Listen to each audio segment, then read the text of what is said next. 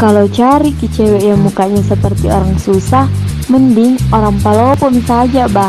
Karena cewek-cewek Palopo itu toh mukanya seperti orang susah. Iya susah, alias susah untuk dilupakan le.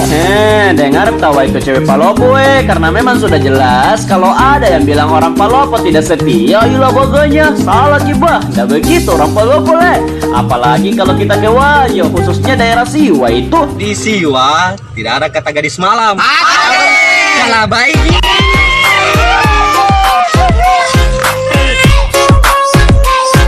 Apalagi kalau pangkep, kalau orang pangkep cari temannya ya logatnya seperti ini. Di mana ku?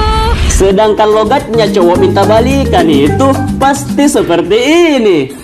Saya menyesal. Saya minta maaf.